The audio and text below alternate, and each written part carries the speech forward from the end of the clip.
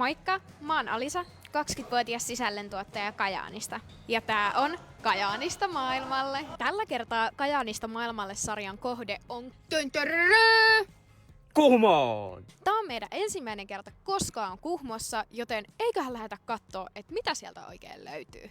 Lähdetään kattoo ihan ekana Kuhmotalo. Meidän Kuhmon reissu sai alkunsa Kuhmotalolta. Me päästiin tutustumaan aivan upeaan Lenttua-saliin. Kuhmohan tunnetaan erityisesti kamarimusiikistaan, ja tästä onkin kehkeytynyt klassisen musiikin ystävien kohtaamispaikka. Enkä mä yhtään ihmettele miksi. Tää oli jotain aivan upeeta. Me majoituttiin Kalevala-hotellissa, joka oli aivan Lammasjärven rannalla. Tää oli mun mielestä tosi romanttinen paikka ja sopi täydellisesti siihen, jos lomalta kaipaa rauhoittumista ja rentoutumista. Kuhmossahan myös tapahtuu. Kuhmossa järjestetään ympäri vuoden tapahtumia ja konsertteja laidasta laitaan. Me päästiin nauttimaan aivan upeasta musiikista Kainuun maakuntajuhlien etkoilla Kuhmossa. Meidän ilta jatkui vielä rennosti Kuhmon keskustassa sijaitsevassa Signs and Wings -paikassa. Ruoka oli taivaallisen hyvää ja tunnelma oli kohdallaan. Kuhmo kohteli hyvin